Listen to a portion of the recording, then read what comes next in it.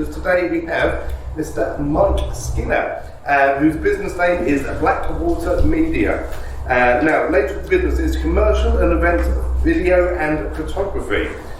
His position in the company is the boss, but that does mean he's the team maker as well.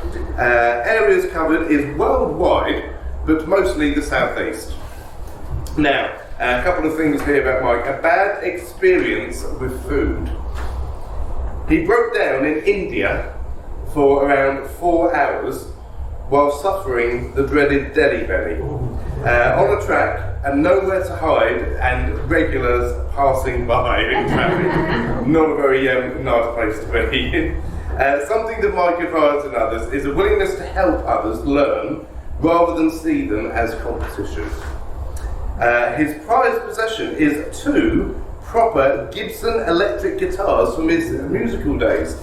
He'll never sell them, but he's probably never likely to play them again either.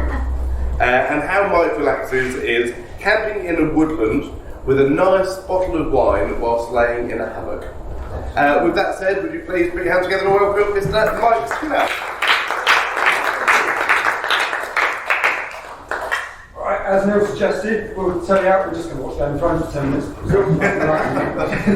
Hello, I'm Mike Skinner, I'm Blackwater Media. I've been involved in photography and videography for over 10 years now. I formally established Blackwater Media in 2020. Focuses on commercial work and event coverage. We create content for websites, online advertising, social media, and training and education, whether it's internal or external from my clients. As a company, I provide pre-production, which is speaking to companies about the aims of the media, the budget they have, the intended outlets, and the company branding and the ethos they're aiming for. On-site filming, photography and drone work, and then post-production, which is what we're going to go into a little bit more of today. So we're going to start with a quiz. Hey. It's only 5 questions, so if I won't hand out paper or anything, you can just make notes or remember. It's not that difficult. I'm going to show you 5 stills from famous films.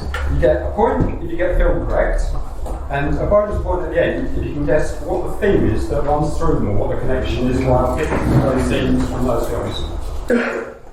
Right, number 1. This is really difficult. I'm hoping you get it. Number 2. The theme isn't 6 packs, by the way. Yes. Oh. Not beauty. Yeah. Number 3.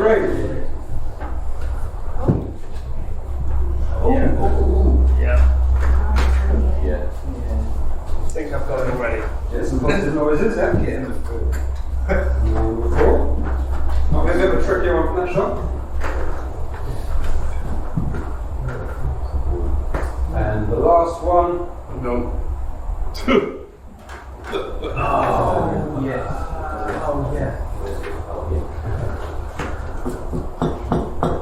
Everybody seen enough? Yeah, got one. Right, so we'll do it on trust. I'll run over the results and you can tell me if you did well. Number 1. 300. Yeah. 200 out. It would be a much shorter film if it only turned up 100.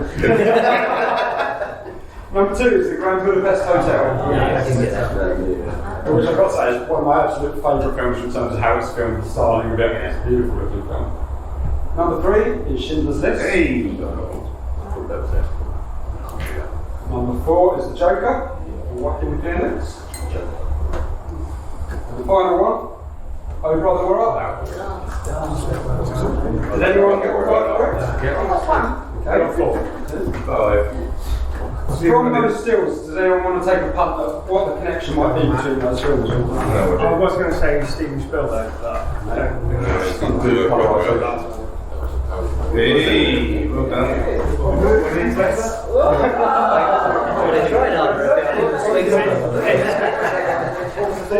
Right, so they all have a very unique and recognisable colour palettes and styling.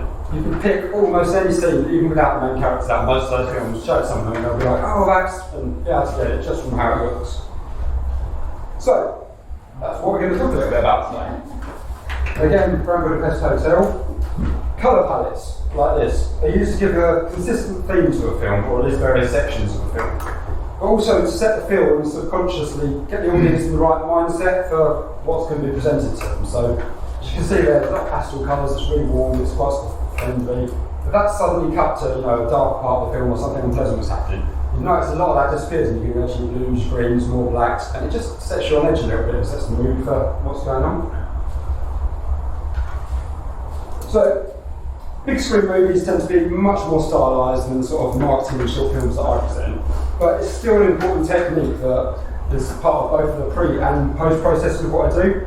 The pre in that I want to think about this before we start filming anything, know what we're going for, and then the post is tying it all together from the footage that we've got on the day. When I'm talking to a customer, I want to know the feel of what they want. Is it corporate? Is it upbeat? Is it solemn? Are you looking for empathy from the audience? That's all things that we can tie together. We use that in the music that we choose, the pacing of the cuts that we're going to use, and the colour choices that we go for. So what I'm going to do next is show you some examples of my own work and why I chose the colours and schemes to go with. So this first screenshot was for a lifestyle video as a keepsake for the owner of the horse.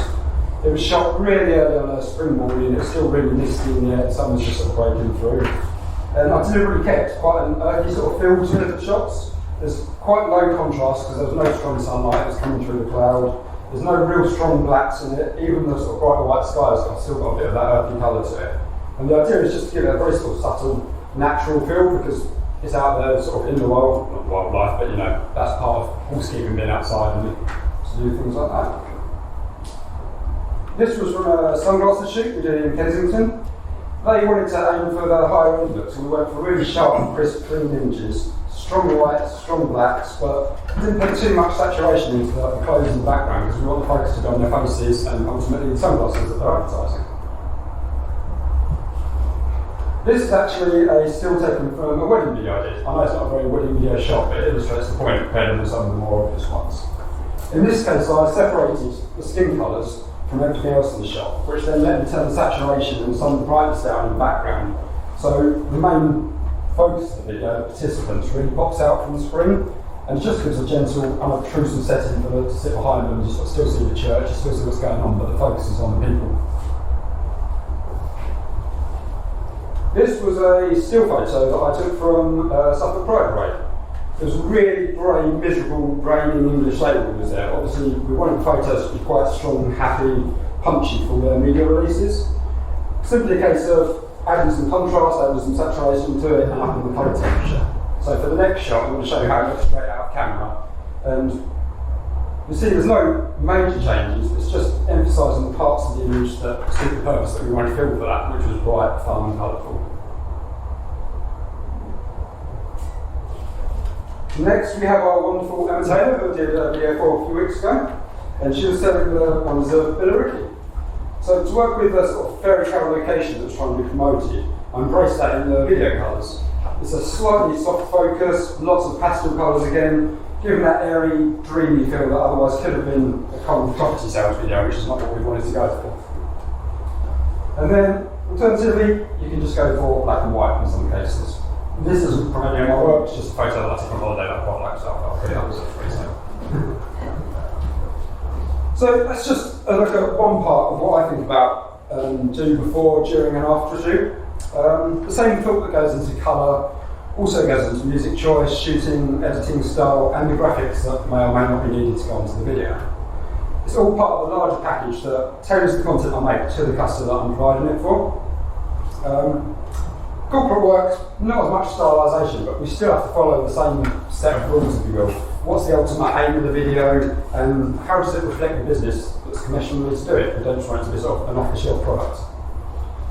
So, as a point of example, I actually bumped into Howard just today because I went down to see one of his neighbouring businesses, and they'd sent me a big folder of files and said, "Can you make a promotional video out of this?" And I flicked through them all for a few bits and went, "That's a nice shot, that's a nice shot." It just got to me that I don't really know what they wanted, so I gave them a call, went down there yesterday, had a chat for about half an hour and just sort of going to run me through the history of the company, the services they provide and specifically what they wanted the video for. And it turns out they want it for a competition they're entering of like for their industry. And that just gave me a much better idea of like what content to include, what order to put it in, and how to target it for the news that they want. So, in summary, filming time is actually a fairly small part of what I do of my working time. Easily, much of my business is planning, preparation, and post-production, but mostly just customer relations. From understanding the business to getting people comfortable in front of the camera, if that's what I need them to be doing. So, thank you very much for your time and attention. Please keep your ears open for any potential business you can send my way. My net is really cast pretty widely because all businesses can benefit from better media on their websites, and there's certainly not enough yet that are embracing video in particular to sort of make a connection with their customers. And finally, I'd like to open the floor to any questions you might have. Matt? Apart from videos containing people trying to burn things, yes, I know you've got specialism in, is there any particular sweet spot or area that you love to do in terms of? Quite liking that, as in some of the stuff we've been doing with burning things with people. I like doing interviews, as in not just a sat down interview of people talking, but I like having someone sat in a chair, stood in front of their business, talking about their business, why they like it, what's going on, and things like that, and that you can then intersperse that with shots of the business. If you get the right person, it can be difficult sometimes, but if you get the right person, it's just so nice to have someone that cares about what they're doing and what they're talking about coming across on camera, and it sells much better than just a collection of shots of what they do. So, Mike, I know you've got a drone. Do you go to events, for example, like some of the things that Neil might do, or shows, and then do drone, or not really? It's something I'm completely open to and advertise. I haven't done drone event photography yet. I've done a lot of sort of properties, individual stuff, people, things like that. And it was meant to be doing, I had all the permissions and everything sorted out to be doing the drone photography at Ipswich Pride. The day before, the council came back and said, oh, actually, we've decided we don't want any drones flying. So hence I ended up on the ground doing still photography instead. So I haven't done any larger scale event photography. There's a limit to what you can and can't do, but certainly smaller to mid-sized events, there's no problem at all. What's the funniest video you've ever done? Oh, Christ. For the wrong reasons. Yeah. I genuinely don't know off the top of my head. I don't know. Enjoyable bits. I've done a fair amount of sort of mountain bike videos and things which usually involves people crashing and injuries and things like that, but I usually get up again. No, there's been no. I talked to Carol yesterday actually. We did have a job a little while ago, but it wasn't funny in any great way. It was just the driest video that I've ever had to film. It was about a really dull topic about British standards and things like that. What was meant to be half an hour's filming turned into 3 hours of very monotone talking, and 3 hours of that to then cut up took me 2 days to edit, just watching the same video over and over about British standards, and that was pretty hard work. When I know you're very good at the visual image. You record sound, I guess. Yes. Time to time for indoor events and outdoor events. Do you have a special setup for recording external videos, because the sound distribution's completely different? How do you mean for external videos? Well, I mean, if you're trying to capture the environment, it's going to take more than just a little microphone. Oh yeah, 100%. So generally, we actually break the sound down into quite a few bits. So if you'll see a video of someone talking, noise going in the background, vehicles, in a yard or something like that, what ideally you want to do is capture the voice and nothing in the background, and then capture the background sounds, and then you can sort of set those at levels that you want. So what I'll do is get a little recorder like that, put a microphone on their collar, get into the talking part, which is really good at cutting out all the surrounding noises. And then I'll walk around with a large microphone and go, yeah, it'd be nice to get a bit of the lorries unloading, it'd be nice to get some bird song in the background or whatever, and then we put that in the layers afterwards and we'll get up to what sounds right. Thank you. Anybody else? Mike, thank you very much.